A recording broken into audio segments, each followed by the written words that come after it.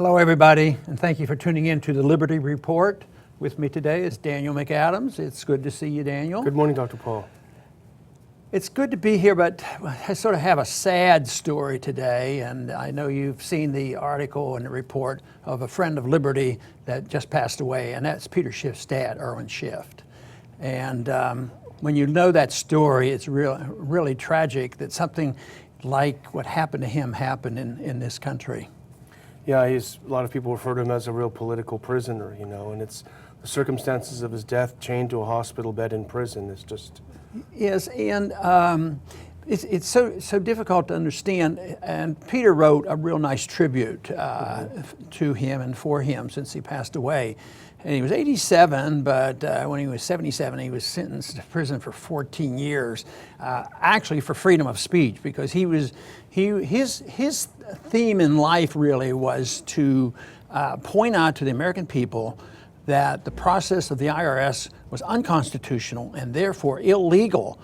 Even though that, he was not saying, down with the government, no government. Matter of fact, he had served in the military. It was just that he was outraged over the IRS. And of course, the one principle of the IRS is, that you're guilty until proven innocent. And the IRS writes all these rules. It's just so out of context, and that's beside the point on whether you should have an income tax to tax the people's incomes. Did you know Irwin at all, or had you met him? I did on several occasions. It was mainly in the 70s. We would have gold conferences then, and he would attend there, and he would give his lecture, and he had written, quite a few books on this. But it always outraged the government. And the sad part is a lot of people went along with the criticism because they say that they accept this notion that it's unpatriotic to challenge one's government. And yet, some of us believe that challenging our government is the patriotic thing to do. When you think of what the original patriots in this country, they were sort of challenging the British government at that time. Yeah, exactly. That's true. Did you... How was he? Was he a radical anarchist? Was he waving the black flag? Or no, he seems like he wasn't. He was a real gentleman, but he was very, very firm. You knew he had strong convictions. But I didn't, we just crossed paths on several occasions, and we would have conversation.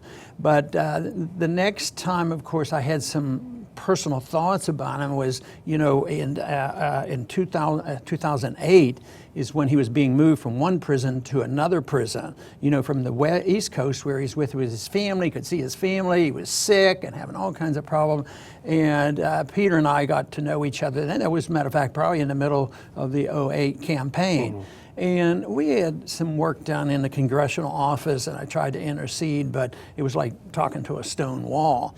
But what I found out, the tragedy here is to what extent that they'll do that. This literally was torture. You wonder why the people who participate in this wouldn't have some conscience when you think of what's happening. He's a sick man, and he died. They said he still had they handcuffed him to his bed.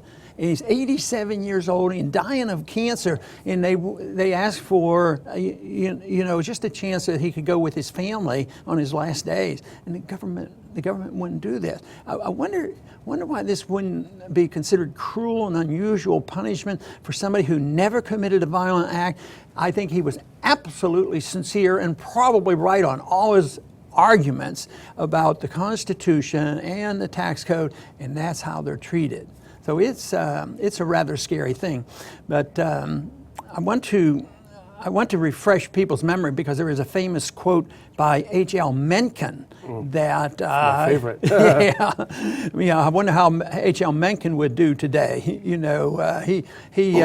probably would be politically incorrect, and they'd probably want to put him away too. Because in a way, this is what they did to Schiff, because he was charged in prison a little bit, then came out, and he was instructed never to talk about your book, never to answer questions. So he answered a question about his book, and that was the ultimate charge that they finally put him away. And at his age, with his health, that meant he had a death sentence and a life sentence because he believed in the Constitution, and that is a lot of dedication.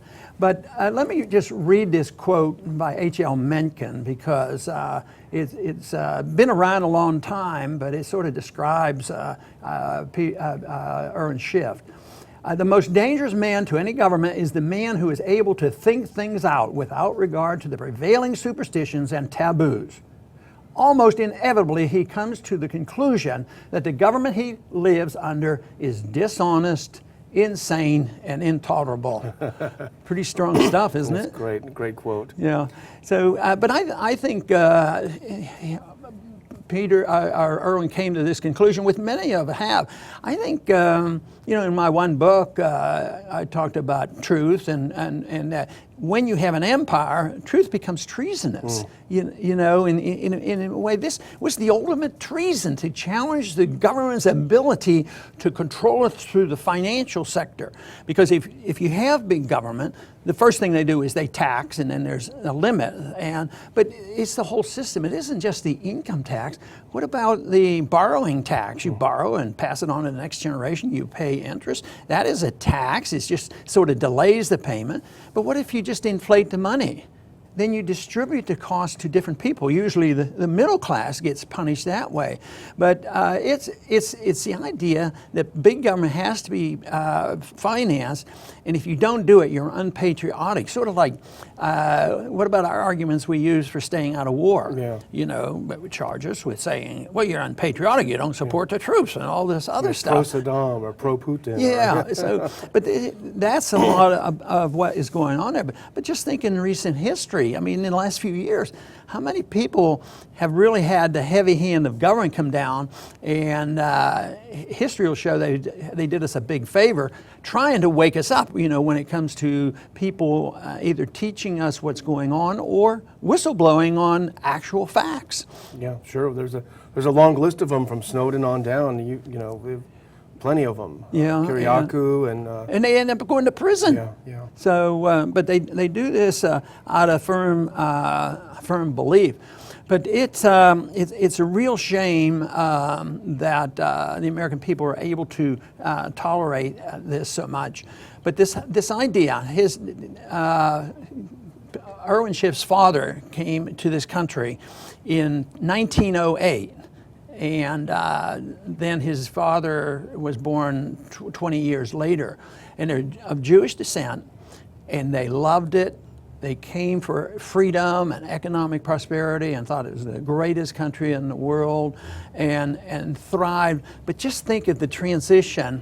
And generally, I have used that date in the 100 years, 1913 and no income tax and everything coming in, as a date where we started losing it. And here it is. Here's a guy that came, a family that came here, loved it, did their very best, and he ended up being treated like that. It really strikes me the end of his life and why he was not given some sort of home leave in the very last days. And it really, I think, is because he would not recount. He would not back down. And it reminds me of the character Rubashov in the great anti-Stalinist book, Darkness at Noon, where it wasn't enough to arrest him and then kill him. They had to torture him until he would recant his views. That was most important, even more important than killing him. And Schiff, in a way, a victim of a totalitarian-like society himself, was the same sort of victim, but he would not recant, so he was not able to get out. Well, every once in a while you'll see people involved in the military, the fighting, the killing, which is needless, and they will wake up and become anti-war. But just think of how many people who crossed Irwin Schiff's life in this prison system. And we never heard of anybody saying, I'm participating in this, but I'm not going to do this anymore. But there has to be hundreds of people who cross paths. What about the guy that stood outside his door with probably weapons and him shackled to a bed, dying with cancer at the age of 87 in this country of so-called freedom? Yeah. So it is, to me, very sad. I want to express my deep sympathy to Peter and the family. I wished I could have done more.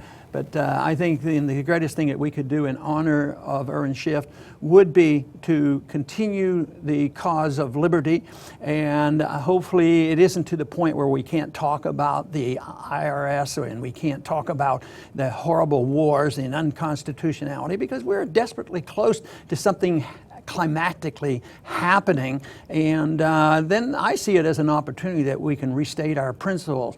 Right now they are very, very weak, and having this experience in Congress, there aren't very many true believers, but there are more true believers outside of Washington who have to know what's going on, and there's every reason in the world that if we are going to rebuild America, there's no reason that we can't take the attitude of an income tax from the founders. They didn't give us the income tax, and they didn't give us the welfare state, and they advised strongly as staying out of entangling alliances.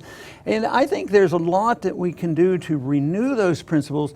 At the same time, I don't think for a minute we have to go backwards. We can always build on the concept of liberty. There's a better understanding how the market works, and there's a better understanding in this world of integration that things can get done without more government. Everybody believes that you have to have more and more government. I think that is the opposite of liberty, and that is why if you have too many taxes, whether they're property tax, sales tax, income tax, inflation tax, or whatever, that is just the symptom of big government and people's dependency on big government. And that is everything from the people who believe that poverty can be treated by government handouts, and to the very wealthy who know exactly what they're doing with the transfer system and what goes on at the Federal Reserve.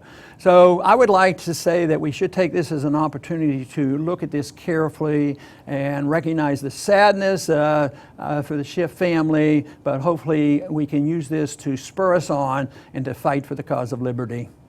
I want to thank everybody for tuning in today to the Liberty Report, and come back soon.